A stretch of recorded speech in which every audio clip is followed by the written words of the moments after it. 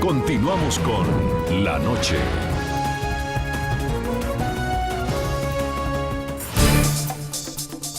En la cobertura especial de la entrega del premio Gabriel García Márquez de Periodismo, el subdirector del programa La Noche también habló con el reconocido periodista de investigación Antonio Rubio, ex subdirector del diario El Mundo de España. Rubio, quien actualmente dirige el máster en periodismo en la Universidad Rey Juan Carlos de Madrid, hizo una clara radiografía sobre las amenazas que enfrenta la libertad de expresión en el mundo y criticó los métodos con los que gobiernos como los de Venezuela y Cuba censuran el libre ejercicio del periodismo. Continuamos en el programa La Noche del canal NTN24 en esta cobertura especial aquí en la ciudad de Medellín, epicentro de la entrega del premio de periodismo Gabriel García Márquez. Estoy con otro de los grandes invitados que tiene este importante evento continental.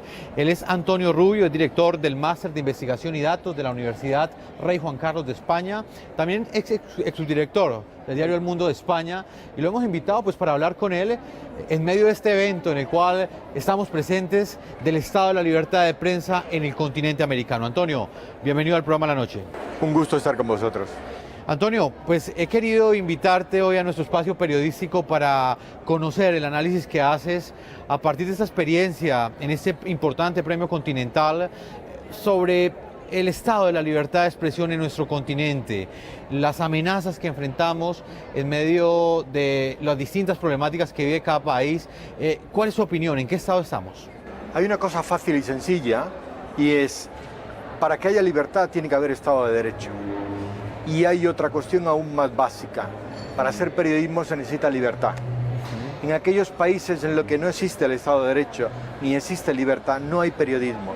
Y si no hay periodismo, el ciudadano no tiene información para ser lo suficientemente crítico con sus gobernantes.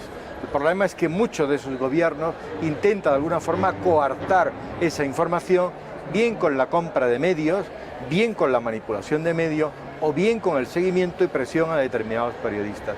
Eso es lo que hay que denunciar tanto en Latinoamérica como en Europa, como en cualquier país del mundo. Tenemos que hacer periodismo en libertad y eso lo tenemos que ganar nosotros mismos. Antonio, en el conocimiento que tienes de la realidad que enfrenta el continente americano, ¿cuáles son las principales amenazas que enfrentan los periodistas en este momento en nuestra región? Bueno, yo creo que fundamentalmente es aquellos estados, podemos hablar de Venezuela, podemos hablar de Cuba, podemos hablar de algún otro, en los que lógicamente se ha demostrado cómo se intenta controlar a la prensa.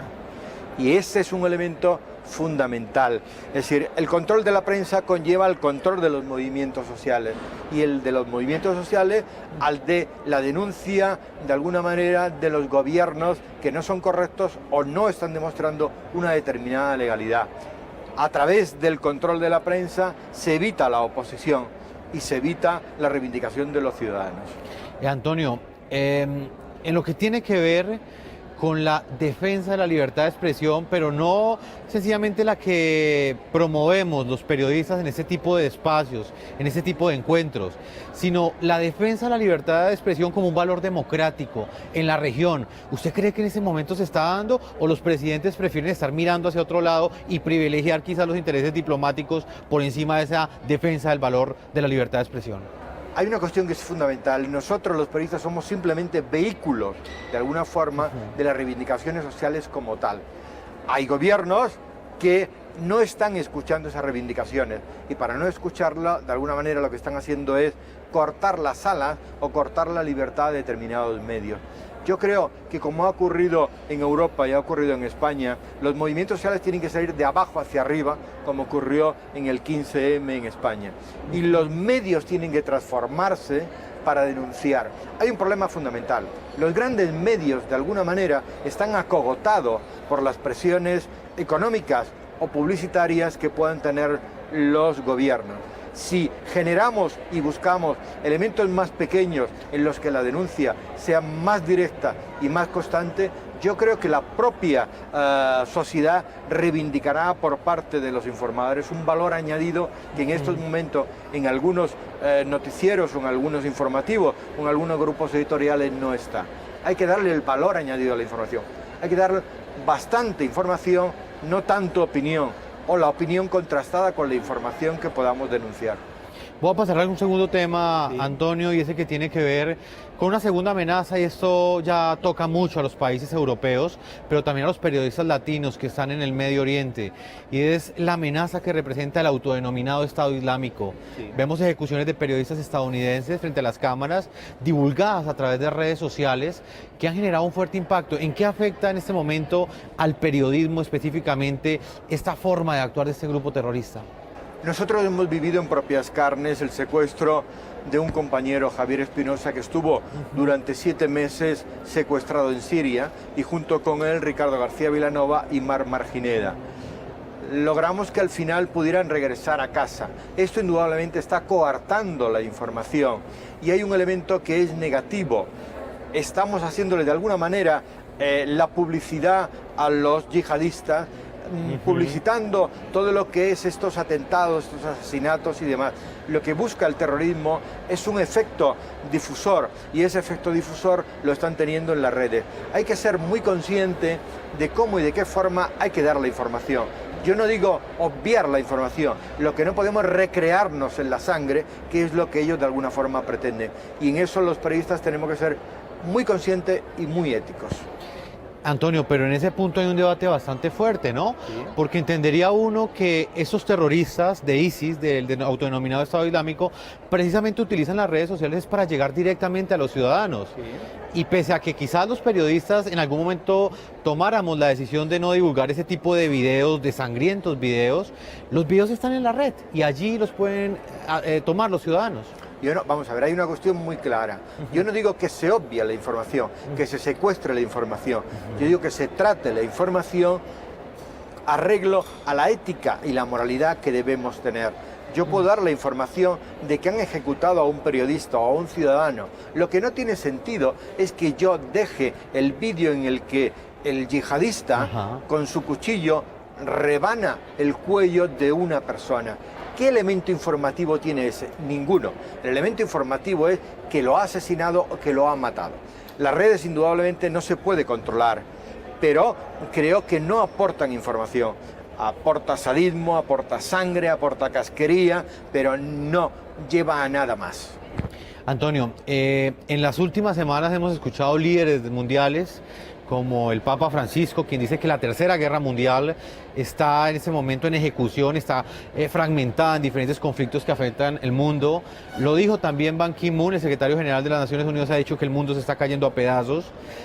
¿Usted cree que el periodismo en este momento a nivel internacional está preparado para hacer esa cobertura del momento histórico que está viviendo el planeta? Hay un problema fundamental en cuanto al elemento de los productoras o elementos de las empresas. Los que están yendo a informar de esos elementos son fundamentalmente freelance, es decir, sin el respaldo adecuado, con lo cual la información nos llega un poco desvirtuada en determinados momentos. Yo creo que el periodista está preparado y que lo que tendrían que hacer las empresas es apostar por dar una información real, exacta en el momento. Y no hay que olvidar a un maestro del periodismo como era Kapuscinski. Kapuscinski planteaba que el periodista tiene que ser un periodista intencional, es denunciar y aclarar los hechos para que de alguna forma algo cambie. Si nosotros, recogiendo las palabras del Papa Francisco y las intencionalidades del propio Kapuscinski, lográramos ir denunciando los errores y las incorrecciones que se ha ido cometiendo tanto en el mundo occidental como en el mundo islámico, creo que todos tendríamos una versión más exacta y el enfrentamiento teóricamente sería menor. La información ayuda al ciudadano a tener una mejor percepción o visión de la realidad. Finalmente, Antonio, para finalizar esta entrevista, usted como ex subdirector del diario El Mundo de España y uno de los personajes que ha estado al tanto de todo lo que ha sucedido alrededor de la Fundación Nuevo Periodismo, ¿cómo encuentra los temas que abordan los periodistas del continente americano? ¿Cuáles son las realidades que se están tomando prácticamente los titulares de nuestra prensa y cómo lo están manejando a su juicio? El periodismo ya es un periodismo global, lo mismo que la sociedad de alguna manera. La Fundación nos está dando una gran visión a los periodistas, digamos, de Europa Occidental, lo que es la prensa aquí en Latinoamérica. Y yo creo que a través de la propia Fundación estamos siendo más conscientes de la realidad que ocurre en Latinoamérica, porque muchas veces desde Europa el análisis se hace de una forma lejana y para analizar las cosas hay que estar aquí o tener un contacto directo. Yo creo que Latinoamérica, en lo que es el periodismo, tiene un futuro maravilloso. Lo digo sinceramente. Yo como director del Máster de Investigación y Datos en Madrid, estoy recibiendo a un 50% de mi alumnado en latinoamericano. Y la mezcla de su forma de hacer y trabajar y la nuestra está llegando a un producto ideal. Y yo creo que nos estamos nosotros inundando, bañando con la información de Latinoamérica y los nuevos periodistas con la forma de trabajar nuestra de Europa. Lo que hace falta es que Latinoamérica y Europa cada día estén más unidos y que entre todos reivindiquemos esa libertad del periodismo para que llegue un Estado de Derecho a todos los países. Finalmente, Antonio, el caso Venezuela, que importa tanto en nuestro continente y nos importa tanto a todos los periodistas, el estado de la libertad de expresión en este país y cómo realmente los atropellos suceden, los atropellos se repiten en los titulares de la prensa mundial, pero no pasa nada. Sencillamente no hay ningún tipo de censura política, los mandatarios del continente siguen conviviendo de alguna manera con este tipo de atropellos. ¿Cómo ve usted esta situación? Bueno, hablábamos de denuncia. Lo primero que hay que hacer es denunciar a esos mandatarios occidentales o europeos que de alguna forma comulgan con Maduro o con el régimen de Venezuela. En la Federación de la Asociación de la Prensa de España decimos una cosa clara y evidente: sin libertad no hay periodismo. En aquel país que no haya libertad no se puede ejercer el periodismo. Hay que denunciarlo por activa y por pasiva. Y a todos aquellos países que de alguna forma colaboran en que no haya libertad ni Estado de Derecho, hay que denunciarlo. Sea España, sea Francia, sea Reino Unido o quien sea. No se puede colaborar con la gente que presiona y no deja que haya libertad en su pueblo. Antonio Rubio, yo le agradezco el tiempo que usted le ha concedido a nuestra audiencia del programa La Noche del canal NTN24, sus comentarios y por supuesto usted como ex subdirector del Diario El Mundo y director del Máster de Investigación y Datos de la Universidad Rey Juan Carlos, va a ser uno de nuestros asiduos consultores para nuestro programa y para analizar todas las realidades que afectan a España y afectan al continente americano. Encantado de haber podido estar con ustedes, de volver a Colombia y conocer esta maravillosa ciudad que no conocía como es Medellín. A todos nuestros televidentes los invito a que nos envíen sus comentarios a www.ntn24.com. Pueden seguirnos escribiendo en Twitter a @ntn24, @segurizati_ntn24, @Jason Calderón y @lanoche_ntn24. La Noche seguirá encendiendo las luces para que usted vea el punto clave de la noticia. A todos que tengan muy buena noche.